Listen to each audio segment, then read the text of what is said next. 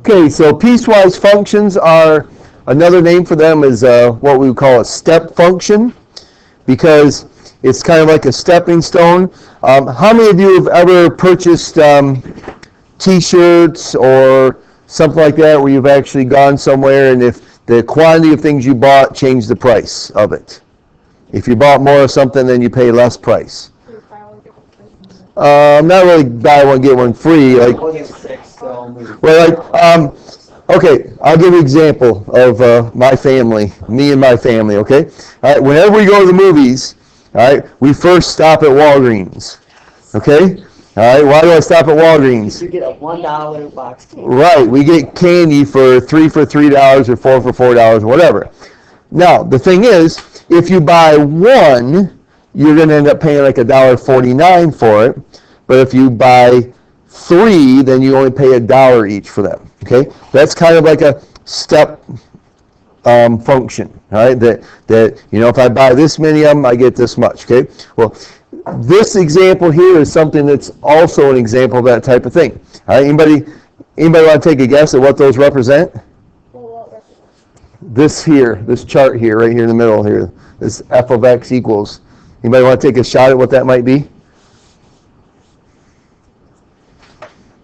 Because I just brought it up. Okay, movie prices.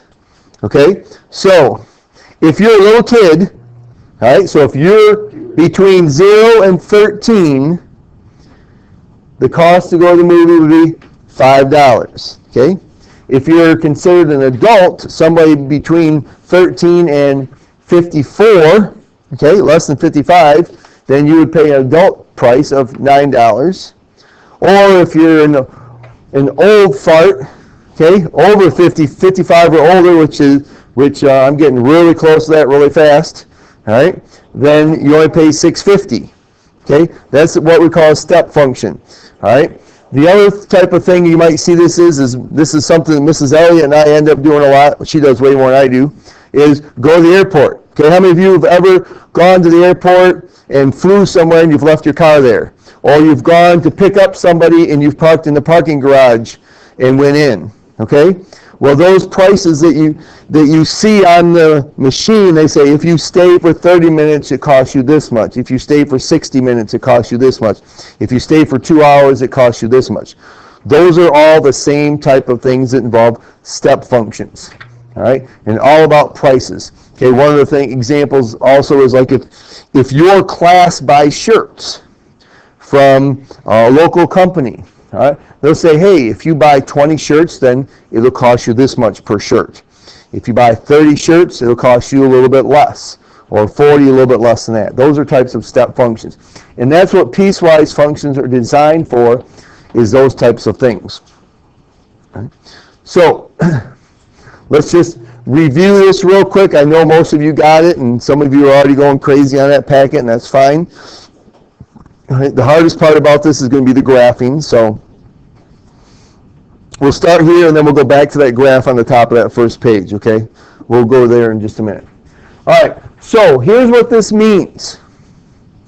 We have 3 different functions that are graphed, all right? We have the function 2x plus 8, right? And 2x plus 8 is graphed when x is less than or equal to -2. That's called the domain. All right? So when the domain is less than or equal to -2, it's 2x plus 8. If the domain is between -2 and 3, then the function is x squared minus 3. If the domain is greater than 3, then we use the square root of x plus 3. So you're looking, when they ask you to find the value, we're looking for which domain is that value in, and then I'll plug it into that function. Okay. So, first one says f of -4. So this is my x value here, -4. Is -4 less than or equal to -2? Is it between -2 and 3? Or is it greater than 3? Okay? It's less than or equal to -2. So I'm going to use this equation here to find f of -4. So I do 2 times negative 4 plus 8.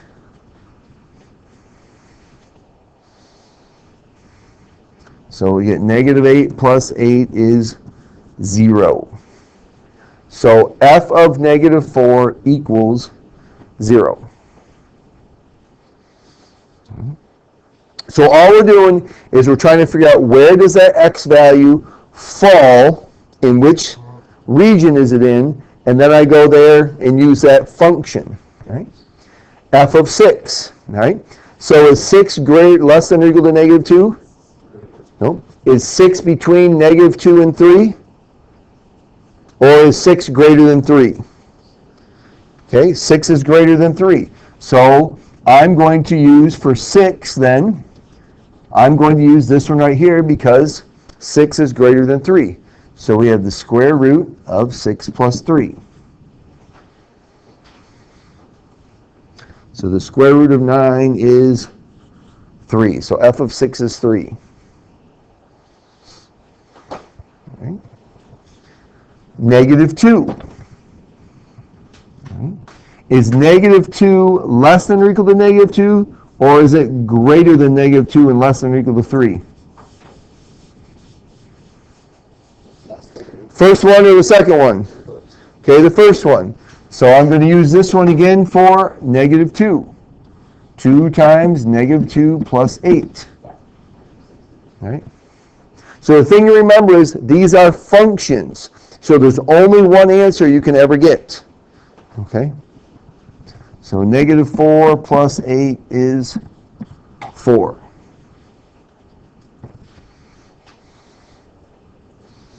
All right, and the last one is 0. All right. First, second, or third one? Okay, it's in the middle one because 0 is between negative 2 and positive 3. So we'll have 0 squared minus 3, which is negative 3. All right. Okay, so you do the try it ones. Okay, using a graph to find them, it's pretty much the same thing, all right? Actually, I like the graph a little bit easier. It's a little bit easier to use because all I have to do is find that x value on the x-axis and then go to the line on the y-axis. Right? So f of 2.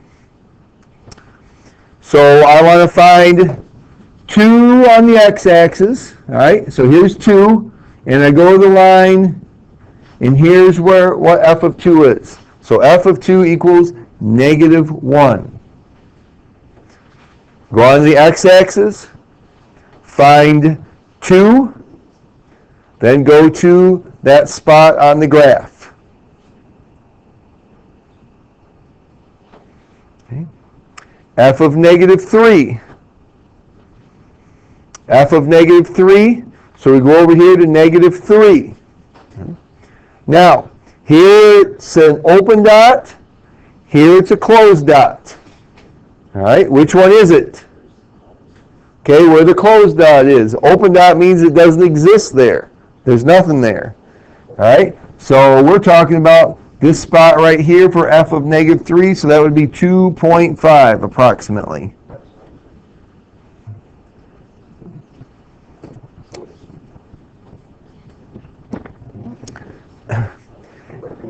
F of negative 1. All right, so we look at negative 1. Here's negative 1 here. We go up, there's an open dot. We go down, there's an open dot. Is there a solid dot anywhere at negative 1? No, so what does that mean? It is not 0 because if it was 0, there would be a solid dot right there. Okay? And we don't say no solution in this case, it is undefined.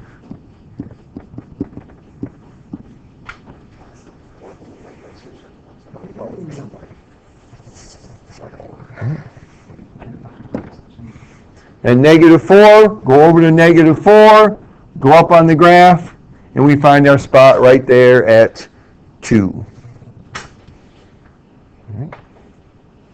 All right, so you do the one next to it then.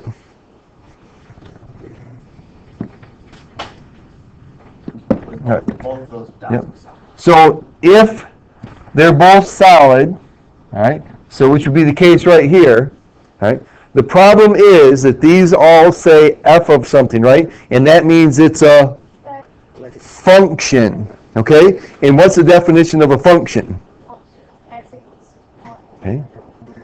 Right. For every value of x, there is only one value for y. So do I have a function now? No, I don't, because it would fail the vertical line test. So no, you never have. If you go along with vertical lines, it can only intersect one spot. So there can never be more than one. Okay? All right. Graphing them. So this is where the challenging part comes from. And we're going to back up just a minute before we do the actual graphing. We're going to go to the first question here back on this page, on the first page. So go back here to the first page. Oops. Paste. All right.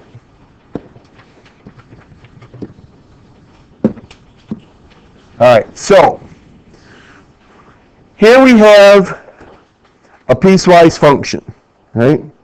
And we have two lines that are being graphed. And so what we want to do first of all is we want to find the equation of those two lines.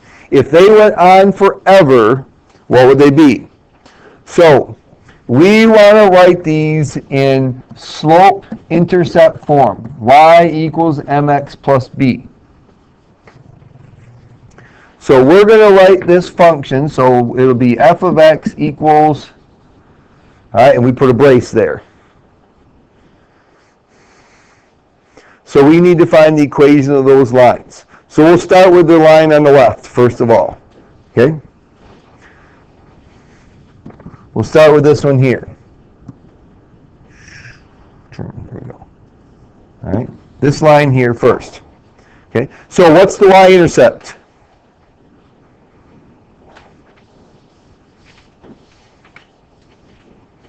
Okay? -1. Okay? And that it goes in for what part then? B. All right? So B is -1, so we have a -1 here. -1. Okay? All right? So I need to find the slope. How do we find the slope then? All right? So we need to find another point and figure out the slope from there. All right? So if we look on our graph here, then we can see that there is another point right here that I could use, right? All right, can you see that point there? All right. So I'm going to work with this point here and this point here. Remember, slope is rise over run. Okay? So we're going to rise 2 and we're running 3. So this is going to be 2/3 x minus 1.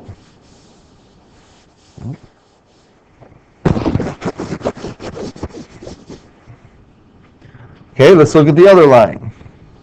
All right, so let's look at this one. What's the y-intercept for that line?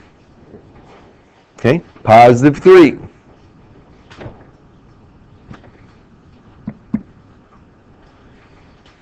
And what's the slope? Well, let's see. It looks like there's a point right there, right? So I'm going down 1 and over 1. So that's -1 over 1, which is, okay, it's -1 or -1x. Okay. So there's our lines. Now what we have to do is figure out what is the domain that's represented by those lines. In other words, what x values are being used. Okay. So we start with what's the smallest x value. All right. So this line here, there's an arrow there, right? Down here at -5, -4. There's an arrow there, which means it goes forever, correct? Okay. So which means it's going to where? Okay, -infinity. Okay. So then we look at the biggest value. Right here. All right. Here's where the graph stops. What is the x value where it stops? Okay, 0. All right. Does it include 0? No. So then the domain for that line is that x is less than 0. Because it's only for negative values. Okay? Because that's all I'm using. On the x-axis, I'm only using these numbers. All right? Only using the negative x values. Okay? So look at the other one then. The other one here, what are the x values? What's the smallest x value? 0.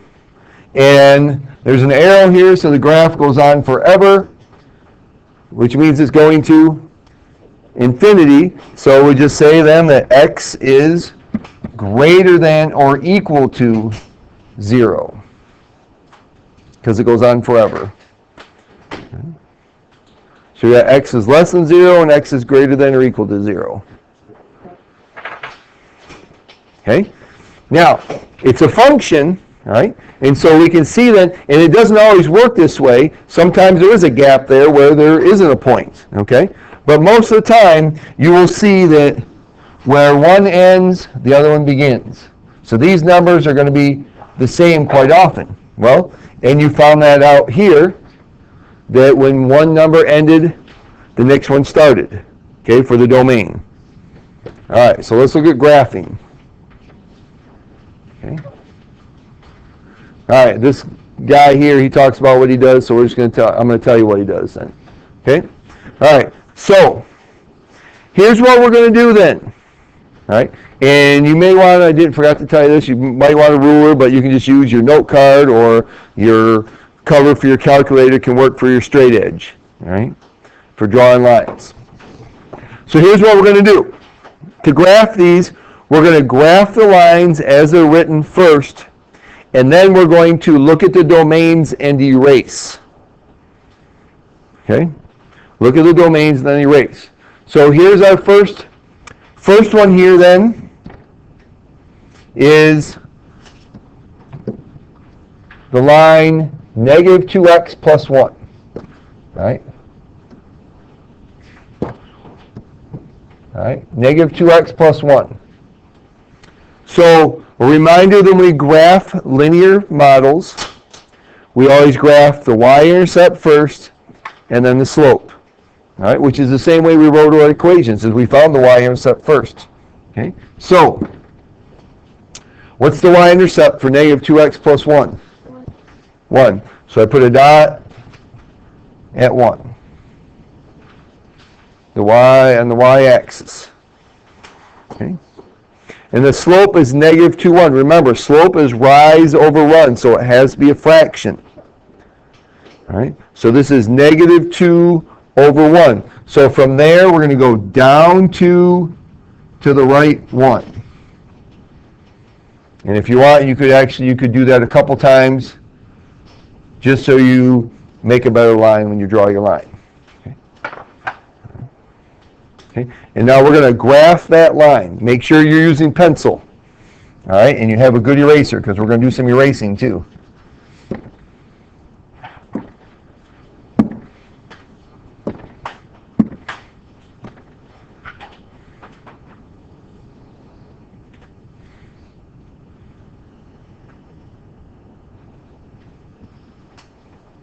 All right, so there's our line for negative 2x plus 1. Okay. Now, negative 2x minus 3. So we have a y-intercept of negative 3. And from there, our slope is negative 2/3. So we're going to go up 2 and over 3.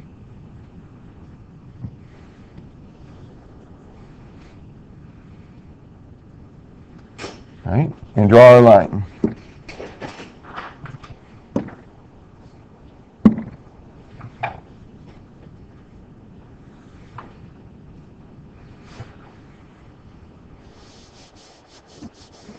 All right, so you should have those two lines drawn on your paper right at the moment then.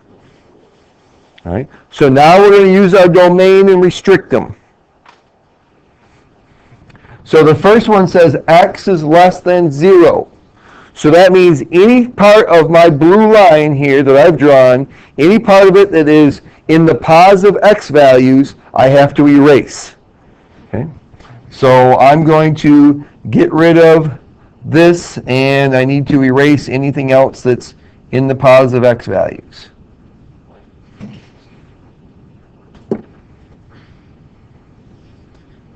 All right. And it says x is less than 0, so I have to have an open dot there.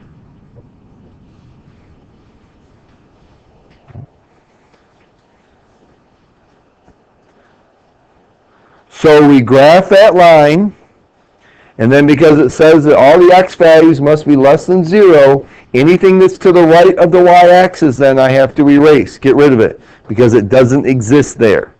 Okay? Because it stops. Okay. For the other line, the red one, it says x is greater than or equal to 0. So that means then that anything to the left of the y-axis I have to get rid of. And so it looks like this.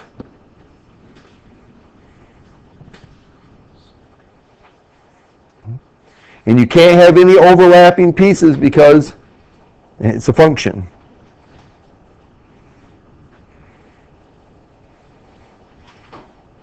Okay, so you try to graph the other one. See how you do. All right, so we're just using piecewise functions then. All right, so your task then is to finish that packet.